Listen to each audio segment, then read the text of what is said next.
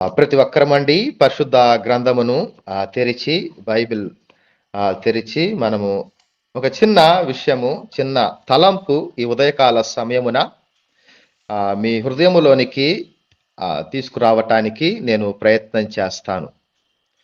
మన గడిచిన కాలమంతయు ప్రభువు మనకు తోడుగా ఉండి అనేక సార్లు, అనేక పర్యాయములు, అనేకమైన క్లిష్టకరమైన పరిస్థితుల్లో, ఎన్నో స్థితిగతుల్లో మనకు తోడుగా ఉండి నడిపించిన ప్రభువు మనకు ఉన్నాడు. ఆ సమయమున కొన్నిసార్లు మనము నిస్పృహ గురై ఉంటాము, కొన్నిసార్లు బాధపడి ఉంటాము, మరి కొన్నిసార్లు సంతోషించి ఉంటాము. అనేకమైన పరిస్థితుల్లో మనము ప్రభువుని విడవకుండా, విడిచిపెట్టకుండా ఆయనను హత్తుకొని మన జీవితాన్ని ముందుకు కొనసాగిస్తూ ఉన్నాము. కొన్నిసార్లు ఎందుకు ఈ జీవితం అన్న ఆలోచన ఉంటది. కొన్నిసార్లు ప్రభు చేసిన మేలును బట్టి ఈయన నేను ఎప్పటికీ విడిచిపెట్టకూడదు, ఈయనంత నమ్మదగిన దేవుడు ఎవరు లేరు అన్న విశ్వాసముతో మనం ముందుకు కొనసాగిస్తూ ఉంటాము. అయితే మనకు కలిగిన కొద్దిపాటి సమయమందు మనము కుటుంబాలుగా ప్రభువును వెంబడించుట, ఆత్మలుగా ప్రభువును వెంబడించుట, సంఘముగా ప్రభువును వెంబడించుట, సార్వత్రిక సంఘముగా ప్రభువును అనుసరించుట మనము చేయుచూ ఉన్నాము. ఎప్పుడైతే ప్రభు వాక్యము మనకు ధ్యానం చేసిన సమయమున ఆయన తెలియపరిచే మాట ఏమిటి అనగా, మనము సాగిపోవాలి, ఆగిపోయే వారముగా ఉండకూడదు అన్న విషయాన్ని ప్రభు మనకు గుర్తు చేయుచూ ఉన్నాడు. మన భౌతికమైన జీవన యాత్రలో, ఆత్మీయమైన జీవన యాత్రలో మనము సాగిపోయే వారముగానే ఉండాలి, కానీ పరిస్థితిని బట్టి, స్థితిగతిని బట్టి మన యాత్ర ఆగిపోయేదిగా ఉండకూడదు అని ప్రభువు కోరుకుంటూ ఉన్నాడు. కొన్నిసార్లు పరిస్థితిని బట్టి మన ఆత్మీయమైన యాత్రలో కొన్నిసార్లు నిస్పృహ గురవుతూ ఉంటాము, నిరుత్సాహానికి గురవుతూ ఉంటాము. బాధతో, వేదనతో, శోధనతో, రోగముతో మన ఆత్మీయమైన జీవితములో కొద్దిగా అవిశ్వాసములోనికి వెళ్తూ ఉంటాము. విశ్వాసములో నుంచి జారిపోతూ, పడిపోతూ కూడా ఉంటాము. అయినను కూడా ప్రభు మనల్ని బలపరిచేవుగా దేవుడిగా ఉన్నాడు, మనల్ని స్థిరపరిచే దేవుడిగా ఉన్నాడు, చేయబట్టుకొని ముందుకు నడిపించే దేవుడిగా ఉన్నాడు. తన ఆత్మ నడిపింపుతో మన యాత్రలో మనకు సహాయం చేసే దేవుడు మనకు ఉన్నాడు అన్న విషయము మనం గుర్తుపెట్టుకోవాలి. ఎప్పుడైతే ప్రభువును చూస్తామో మన ఆత్మీయమైన యాత్రలో, భౌతికమైన యాత్రలో మనకు గొప్ప నిరీక్షణ, విశ్వాసము వల్ల ఒక మనోధైర్యము, ఆత్మశక్తిని మనము పొందుకొని మనం ఇంకనూ ఆయనకు చేరు అవటానికి అవకాశము ఉన్నది. ఎప్పుడైతే మన జీవితములో ప్రార్థన, వాక్యము కొదువుగా ఉంటుందో మన భౌతికమైన, ఆత్మీయమైన యాత్రలో సాగిపోయే వారముగా కాకుండా జారిపోయే వారముగా ఉంటాము అని బైబిల్ తెలియపరుస్తూ ఉన్నది. మనము ప్రభువుకు చేరువుగా అవ్వాలి అంటే ప్రార్థన, వాక్యము మన జీవితంలో ఎంతో అవసరము. అందును బట్టి మనము ఈ ఉదయకాల సమయం ఈ విధముగా కూడుకొని ప్రభువును మనము స్తుతిస్తూ గనపరుస్తూ ఉన్నాము. నాకు కలిగిన ఎక్కువసేపు కాదు, ఒక పావు గంట సమయమందు సంగమా సాగిపో అన్న అంశము మీద ఒక 4 విషయములో నేను మీ యొక్క హృదయములో ఉంచటానికి ఇష్టపడుతూ ఉన్నాను. మనము సంఘముగా సాగపోవాలి, కొనసాగింపబడాలి, ముందుకు వెళ్ళాలి, ప్రభువుకు చేరువ అవ్వాలి, ఆయన రాజ్యమును మనము పొందుకొనుటే క్రైస్తవుని యొక్క జీవితంలో ఉంచబడ్డ గొప్ప లక్ష్యము. కనుక మనము పరిశుద్ధ గ్రంథము తెరుద్దాము. నిర్గమకాండము, పాత నిబంధన గ్రంథము నుంచి నిర్గమకాండము 14వ అధ్యాయము 15వ వచనము మనము చూద్దాము. అంతలో యెహోవా మోషేతో, నీవేళ నాకు మొరపెట్టుచూ ఉన్నావు, సాగిపోవుడి అని ఇశ్రాయేలుతో చెప్పుము. సాగిపోవుడి అని ఇశ్రాయేలీలతో చెప్పుము. ప్రభువు ఇశ్రాయేలీయులను వారి యొక్క యాత్రలో ఎంతో సహాయం చేయుచూ ఉన్నాడు. ఆయన పాలు తేనెలు ప్రవహించు వాగ్దాన భూమికి వారు చేరగలుగునట్లుగా వారి యాత్రలో అనేకమైన శ్రమలు వచ్చాయి, కష్టం వచ్చింది, వ్యాధి వచ్చింది, ఆకలి దప్పికలు ఉన్నవి, ఎడారి ప్రయాణము, అలసట ఉన్నది, ఒత్తిడి ఉన్నది, మరణము వారు ఎదురు చూస్తూ ఉన్నారు. అయినను కూడా వారు మేమింకా వల్ల కాదు, యాత్ర చేయలేము, అని వారు నిస్పృహకు గురయ్యి ఆగిపోయిన సమయమున దేవుడు వారిని బలపరుస్తూ ఉన్నాడు. ఎంతగానో ఆయన వాక్యము చేత, ఆహారము చేత, మన్నా చేత, ప్రార్థన చేత, వ్యక్తుల చేత అనేక సార్లు వారిని బలపరిచి వారి యాత్ర ముగింపబడకుండా కొనసాగింపబడటానికి ప్రభు సహాయం చేశాడు. అటువంటి సందర్భంలో దేవుడు మోషేను ఎన్నుకొని ఇశ్రాయేలు ప్రజలకు ఒక నాయకుడిగా ఎన్నుకొని ఒక మార్గదర్శి వలె మోషేను ప్రభు ఎన్నుకొని వారిని సాగిపోవాలి అని ప్రభు వారికి గుర్తు చేయొచ్చు ఉన్నాడు. ఈ దినమున కూడా ప్రభు మనకు మన ఆత్మీయమైన జీవితంలో, ఆత్మీయమైన యాత్రలో మనము సాటిస్ఫై అయ్యే వారంగా ఉండకూడదు, సంతృప్తి పొందేవారుగా ఉండకూడదు. మనము ఇంకనూ ఆకలి దప్పికలు కలిగి ఆత్మ కొరకైన ఆశతో, మక్కువతో, వాంఛతో ఇంకను ప్రభు యొక్క ఆత్మీయమైన యాత్రలో సాగిపోయేవారుగా, కొనసాగింపబడే వారముగా, ప్రభువుకు చేరువుగా ఉండే వారముగా ఉండాలి అని ప్రభు కోరుకుంటూ ఉన్నాడు. ఎందుకని మేము సాగిపోవాలి? ఎప్పటి వరకు మనము సాగిపోయే వారముగా ఉండాలి అంటే, పౌలు హెబ్రీయులతో రాస్తూ 6వ అధ్యాయం 1వ వచనములో మీరు సంపూర్ణ మగుటకు సాగిపోవాలి అని మాట్లాడుతూ ఉన్నాడు.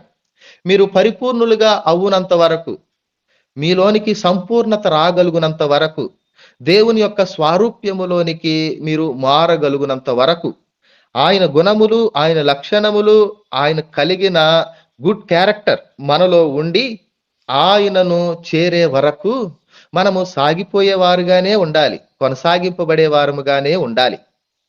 ఎందుకు అనగా ప్రభు ఇచ్చిన గమ్యము విశ్వాసికి అది, ప్రభు ఇచ్చిన లక్ష్యము విశ్వాసికి అది.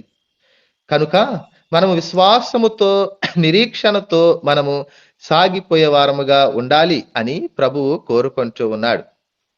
ఎలాగూ కొనసాగింపబడాలి అంటే సామెతల గ్రంథము 30వ అధ్యాయం 27వ వచనం మనము చూసినట్లయితే, చీమలు ఏ విధంగా పంక్తులు తీరి సాగిపోతూ ఉన్నారో అనగా బహు శ్రద్ధగా, బహు జాగ్రత్తగా, ఒక క్రమములో, ఒక పద్ధతిగా ఆయన యొక్క ఆజ్ఞలను అనుసరిస్తూ, ఆయన యొక్క కట్టడలను అనుసరిస్తూ మనము సాగిపోయేవారుగా ఉండాలి.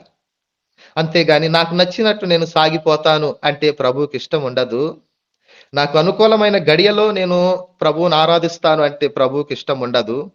నాకు వీలైన సమయంలో ప్రభువుని ఆరాధిస్తాను, గణపరుస్తాను అంటే ప్రభువుకి ఇష్టం ఉండదు.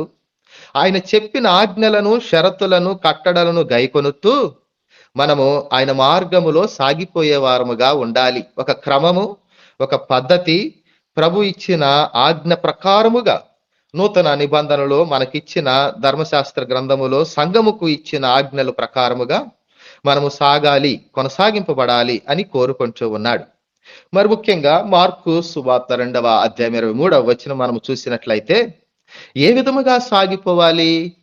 మార్గములో సాగాలి. ఎవరి మార్గము? శిష్యుల యొక్క మార్గములో మనము కొనసాగింపబడాలి. రెండవది, అపోస్తులు ఇచ్చిన బోధలో మనము కొనసాగింపబడే వారముగా ఉండాలి.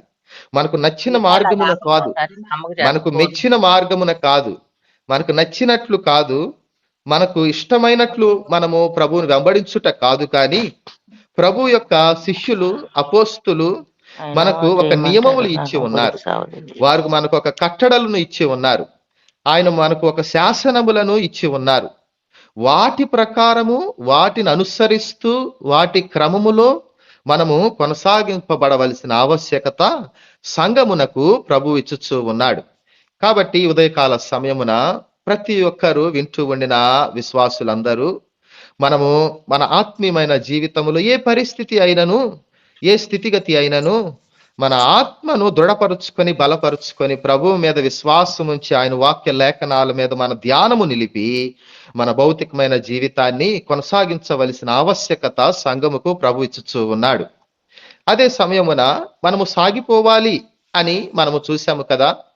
ఏ విధముగా సాగిపోవాలి, ఏ విధముగా మన ఆత్మీయమైన జీవితము, జీవనము కొనసాగింపబడాలి అన్న అంశములో ఒక 4 వచనములు నేను మీకు చూపించడానికి ఇష్టపడుతూ ఉన్నాను. నాతో పాటు మీ పరిశుద్ధ గ్రంథములను తెరుద్దాము. మత్తయి సువార్త 14వ అధ్యాయము, మత్తయి సువార్త 14వ అధ్యాయము 30 ఒకటవ వచనము మనము చూద్దామండి. మత్తయి సువార్త 14వ అధ్యాయం 31వ వచనం మనము చూసినట్లయితే అక్కడ పేతురుతో ప్రభువు మాట్లాడుతూ ఉన్నాడు కదా.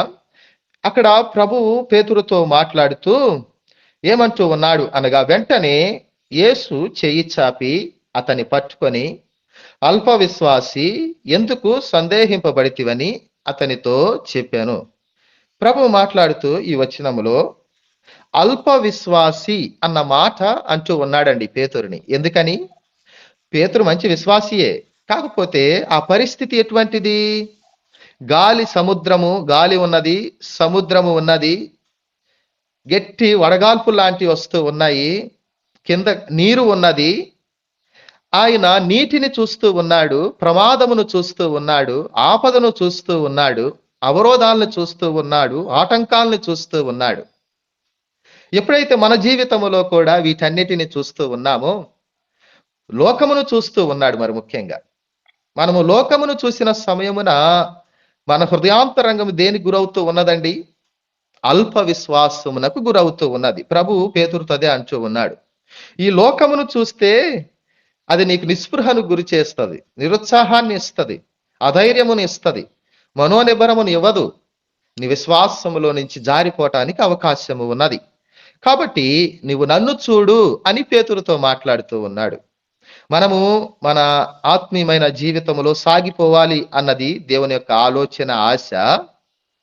ఆ సాగిపోవుటలో ఆటంకం ఉండకూడదు అంటే మనము అల్ప విశ్వాసి వలె ఉండకూడదు అని మనము గుర్తుపెట్టుకోవాలండి.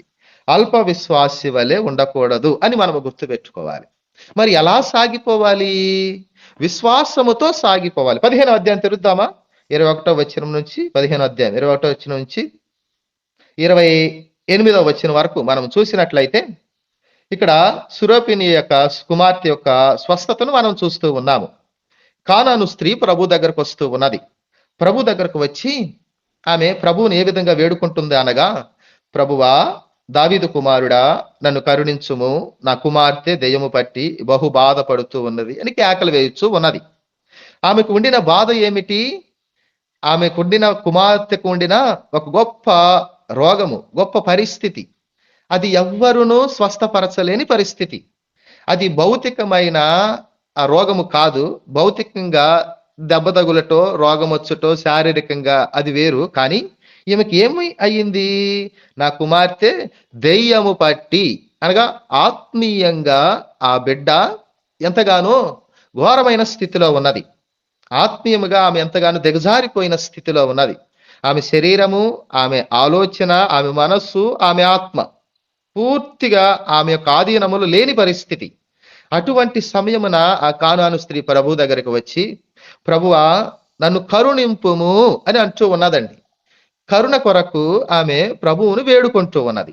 ఆ సమయమున ప్రభువు ఆయన ఏ చేసిన ఉపకారం ఏమిటి? 28వ వచనములో, అందుకు యేసు, అమ్మా, నీ విశ్వాసము గొప్పది, నీ విశ్వాసము గొప్పది, నీవు కోరినట్టే నీకు అవునుగాక అని ఆమెతో చెప్పాను. ఆ గడియలోనే ఆమె కుమార్తె స్వస్థత పొందెను. ఆమె మీద కరుణ చూపిస్తూ ఉన్నాడు, ఆమె మీద కృప చూపిస్తూ ఉన్నాడు. మరి ముఖ్యంగా మనము ప్రభువులో సాగిపోవాలి, కొనసాగింపబడాలి అంటే ప్రభు యొక్క సహాయత ఎంతగానో అవసరము. ప్రభు యొక్క సహాయత, ప్రభు యొక్క కృప, ప్రభు యొక్క కరుణ, ఆయన యొక్క దయ, ఆయన యొక్క దాక్షిణ్యత, ఆయన యొక్క నడిపింపు లేకుండా మన ఆత్మీయమైన జీవితంలో ప్రభువును వెంబడించుట అసాధ్యమైన పని. కనుక మనము ప్రభు యొక్క సహాయత కోరుకునే వారముగా ఉండాలి. మన జ్ఞానమును బట్టి, మన ఆలోచన బట్టి, మన వనరుల వసతులను బట్టి, నాకు కలిగిన పరిస్థితిని బట్టి నేను ప్రభువుని వెంబడిస్తాను అనుకుంటా అది ఏమాత్రము శ్రేయస్కరము కాదు. కానీ ప్రభువా, నేను నీ శరణుదొచ్చి ఉన్నాను, నీవు నాకు సహాయకర్తవు, నీవే కరుణించు, నీవు కృప చూపించు, నువ్వు నా మీద దయ చూపించు, నీ బట్టియే నేను ఈ విధంగా జీవించగలుగుతూ ఉన్నా, నీ సహాయత లేనిదే నేనేమి చేయలేను అంటూ మనము తగ్గించుకొని ప్రభు యొక్క పాదములు పట్టుకొని బ్రతిమలాడుకున్న సమయమున ఆయన మనకు చేయుచు ఉండిన ఉపకారం ఎంతో శ్రేష్టమైనదిగా బైబిల్ తెలియపరుస్తూ ఉన్నది.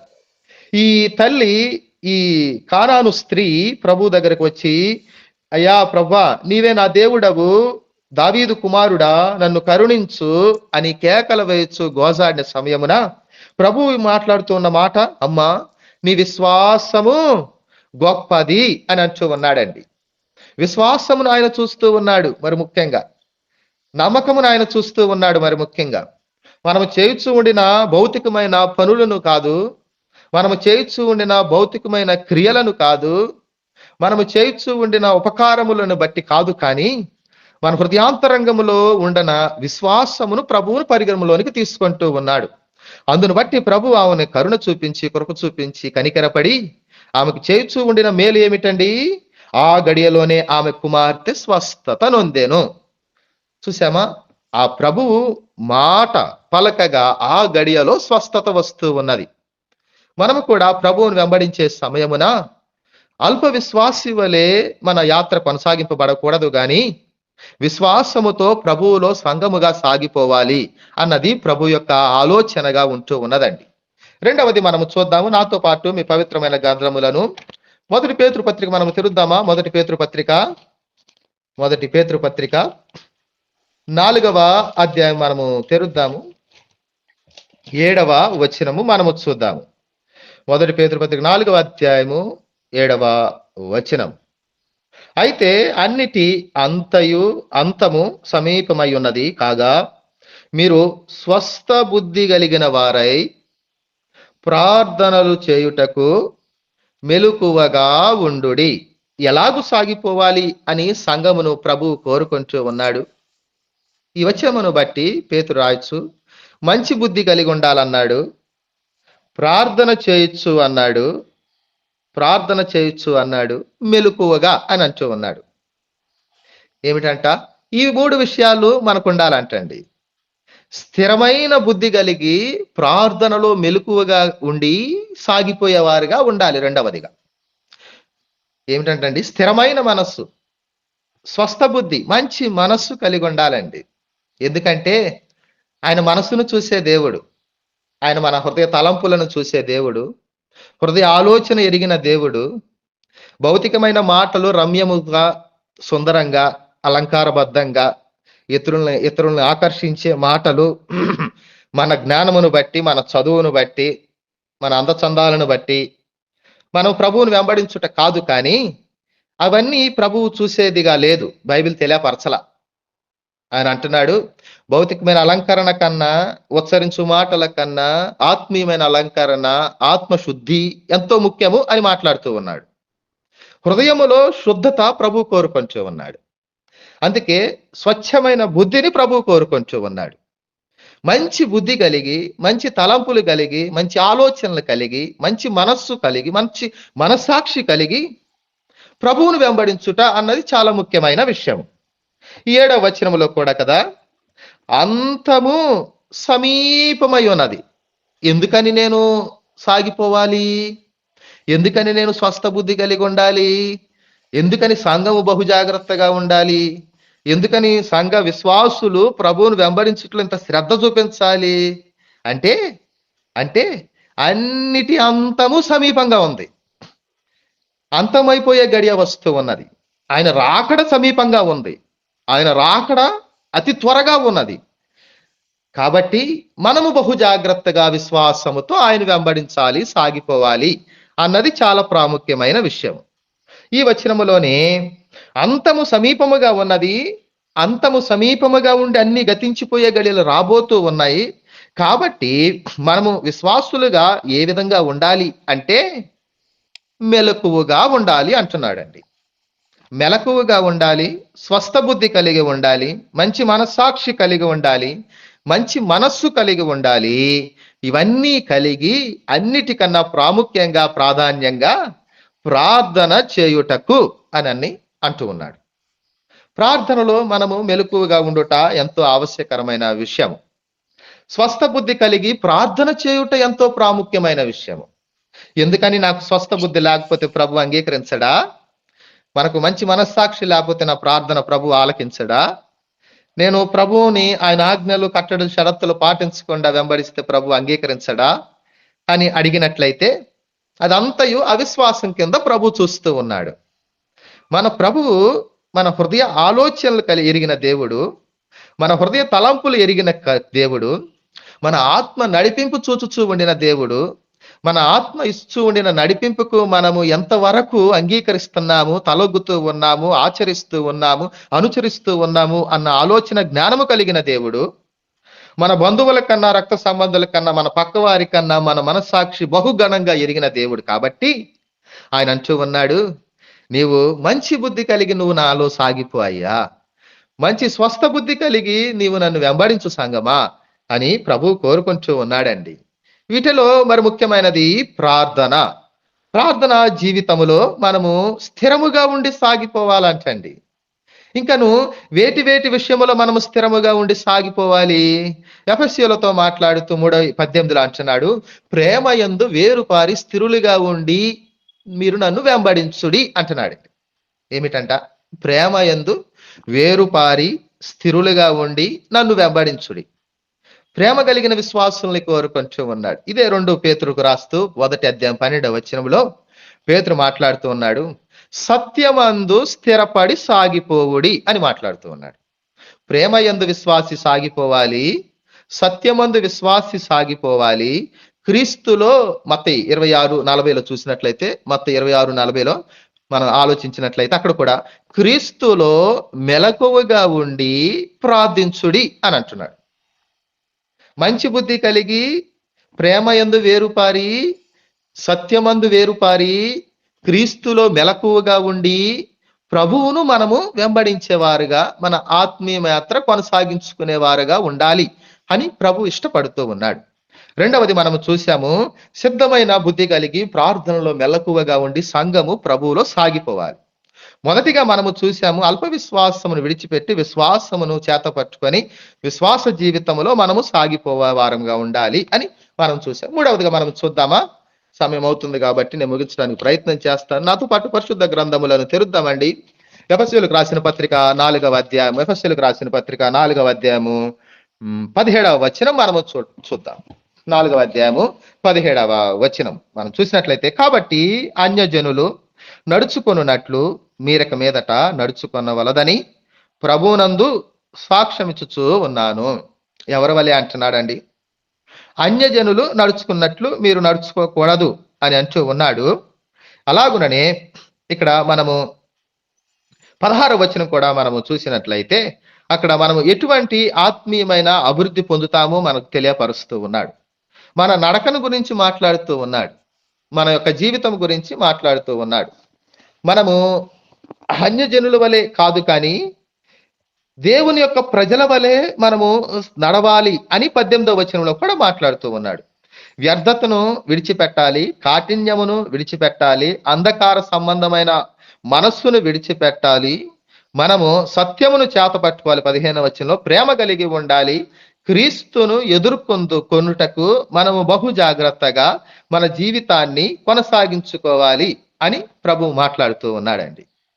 మన ఆత్మీయమైన మార్గమును గురించి పౌలు ఎఫెసీ సంఘము గురితో ఆయన హెచ్చరికలు జారీ చేయొచ్చు. మనము మన చిత్త ప్రకారము కాదు గాని దేవుని చిత్త ప్రకారముగా మనము సాగిపోవాలి అన్న ఉపదేశము సంఘముకు ఇచ్చుచూ ఉన్నాడు. మన చిత్తానుసారంగా మనం సాగిపోవటానికి అవకాశం లేదండి. దేవుని చిత్తము ఎరిగి ఆయన చిత్తము నెరవేర్చున్నట్లుగా మన ఆత్మీయమైన జీవితంలో ముందుకు కొనసాగించబడే బిడ్డలుగా ఉండాలి. నా జీవితం పట్ల దేవుని చిత్తం ఏమిటి? సంఘము పట్ల దేవుని యొక్క ప్రణాళిక ఏమిటి? కుటుంబంలో ఉండిన వ్యక్తుల పట్ల దేవుని యొక్క ఉద్దేశాలు ఏమిటి? నా భార్య పట్ల దేవుని ఉద్దేశాలు, మన భర్త పట్ల దేవుని ఉద్దేశాలు, మన బిడ్డల పట్ల దేవుని ఉద్దేశాలు అవేమిటో మనము తెలుసుకోవాలి, ఎరిగి ఉండాలి. అంతేకాని మనకు ఎటువంటి గమ్యము, లక్ష్యము, ఎటువంటి నిరీక్షణ, ఎటువంటి ఎదురుచూపు ప్రభువులో రేపటి గురించిన నిశ్చయత లేకుండా మన ఆత్మీయమైన జీవితాన్ని కొనసాగించుకునే వారుగా ఉండకూడదు. ప్రభువులో మన నిలకడగా ఉండి, మెలకువగా ఉండి, స్థిరులుగా ఉండి ప్రార్థన చేసిన సమయమున ప్రభువు మన పట్ల కలిగిన చిత్తమును మనకు తెలియపరుస్తాడు.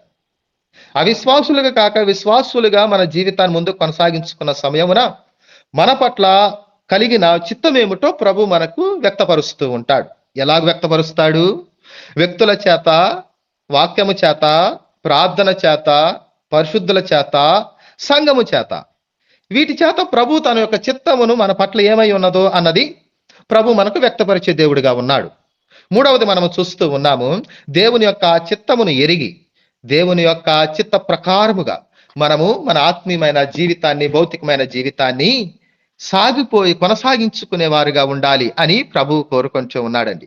నాలుగవదిగా మాకు వచనం నేను చూపించి ముగించడానికి ఇష్టపడుతూ ఉన్నాను. మనకు బాగా పరిచయం ఉండిన వచనమును మనము తెరుద్దాము. మొదటి అధ్యాయం, ఆదికాండము మొదటి అధ్యాయము 28వ వచనము మనము చూద్దాము. ఆదికాండము మొదటి అధ్యాయము 28వ వచనము. దేవుడు వారిని ఆశీర్వదించెను ఎట్లనగా, మీరు ఫలించి అభివృద్ధి పొంది విస్తరించి భూమిని నిండించి దానిని లోబర్చుకొనుడి, సముద్రపు చేపలను ఆకాశ పక్షులను భూమి మీద పాకు ప్రతి జీవిని ఏలుడని దేవుడు వారితో చెప్పాను.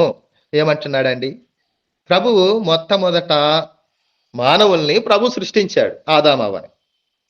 మానవుని పట్ల ఆయనకు కలిగిన చిత్తము, ఆలోచన ఈ వచనంలో తెలియపరుస్తున్నాడు. ఏమన్నాడు?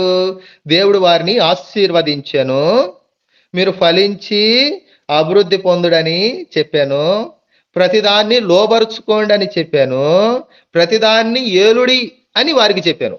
అనగా ఈ దినమున కూడా మనకు ఇచ్చిన అధికారము ఇదే అండి. ఏమంటున్నాడు? మనం ఫలించాలని, అభివృద్ధి పొందాలని, ప్రభువులో దినదినము ఇంకను ఫలభరితమైన జీవితాలు మనము పొందుకొని మన జీవితాన్ని ముందు కొనసాగించుకోవాలి అని, మనము అనేకమైన వాటిని లోబరుచుకోవాలని, అనేకమైన వాటి మీద అధికారమును ప్రభువు మనకిచ్చుచూ ఉన్నాడు. మనము సాగిపోయే వారముగా ఉండాలి. ఏ విధముగా అనగా, ఫలించి అభివృద్ధి పొందుచు మన భౌతికమైన ఆత్మీయమైన జీవితములో కొనసాగింపబడేవాడుగా ఉండాలి అన్నది ప్రభు యొక్క ఆలోచన, చిత్తమై ఉన్నది. కాబట్టి నాకు కలిగిన సమయము అయిపోయి వచ్చి ఉన్నది కనుక ఒక్కసారి మనము ధ్యానం చేసిన అంశము మీకు గుర్తు చేయడానికి ఇష్టపడుతూ ఉన్నాను. మనము సంఘముగా సాగిపోవాలి అన్నది దేవుని యొక్క ఆశ, దేవుని యొక్క ఇష్టము, దేవునికి ఇచ్చ, దేవునికి కలిగిన మనస్సు. ఎందుకు సాగిపోవాలి అంటే, సమయము సమీపముగా ఉన్నది, అంతము సమీపముగా ఉన్నది, గతించిపోయే దినము రాబోతూ ఉన్నది. కాబట్టి బహు జాగ్రత్తగా మనము కొనసాగింపబడాలి. అదే సమయమున సంపూర్ణత్వమగునట్లుగా, పరిపూర్ణులము అగునట్లుగా, అది మనకు ఇచ్చిన లక్ష్యము, గమ్యము. మనము ప్రభు యొక్క స్వారూప్యములోనికి మారటానికి మనము సాగిపోవాలి. ఆగిపోతే అది మనకు ఆపద, విడిచిపెడితే అది మనకు ఆపద, వైదొలిగిపోతే అది మనకు ఆపద, శ్రమ. కానీ కొనసాగింపబడితే అది మనకు శ్రేయస్కరము, అది మనకు నెమ్మది, సమాధానం. ఏ విధముగా సాగిపోవాలి? చీమలు పంక్తులు అనగా బహు జాగ్రత్తగా, బహు క్రమముగా, ఒక పద్ధతిలో ప్రభు యొక్క ఆజ్ఞలను, షరతులను ఆచరిస్తూ మనము డిసిప్లిన్ గా సాగిపోవాల్సిన ఆవశ్యకత ఉన్నది. ఎవరి మీద మన విశ్వాసం ఉంచి ఆజ్ఞల నుంచి సాగిపోవాలి? శిష్యుల యొక్క బోధయందును, అపోస్తుల యొక్క బోధయందును, సంఘముకు ఇచ్చిన కట్టడలు, షరతులు అనుసరిస్తూ మనం సాగిపోవాలి. వేటికి దూరపరుచుకొని ఎలాగూ సాగిపోవాలి? అల్ప విశ్వాసమును విడిచిపెట్టి విశ్వాసముతో మనం కొనసాగింపబడాలి. రెండవదిగా, మనము స్థిరమైన బుద్ధి కలిగి, ప్రార్థనలో మెలకువగా కలిగి మనం ముందుకు కొనసాగింపబడేవారుగా ఉండాలి. మూడవదిగా, ప్రభు యొక్క చిత్తానుసారముగా మనము సాగిపోవాలి. అంతేగాని నాకు అనుకూలమైనది బట్టి కాదు, మనకు అనుకూలంగా ఉండిన గడియను బట్టి కాదు, మనకు ఇష్టానుసారంగా ప్రభువుని వెంబడించే వారముగా కాక, ప్రభు యొక్క చిత్తానుసారంగా మన కుటుంబాలు, మన కుటుంబంలో బిడ్డలు, మన కుటుంబంలో వ్యక్తులు కొనసాగింపబడాలి. నాలుగవదిగా, ఫలించుచు అభివృద్ధి పొందుచు మనము ప్రభువుని వెంబడించేవారుగా ఉండాలి. కాబట్టి నా ప్రియమైన సంగమా, గూగుల్ మీట్ లో కూడుకొని ఉన్న ప్రతి ఒక్క విశ్వాసికి నా హృదయపూర్వక ప్రేమ వందనాలు తెలియపరుస్తూ, ప్రతి ఒక్కరి కొరకు మీ పట్ల నాకు కలిగిన ప్రార్థన ఏమిటి అనగా, సంఘముగా మనందరము సాగిపోవాలి.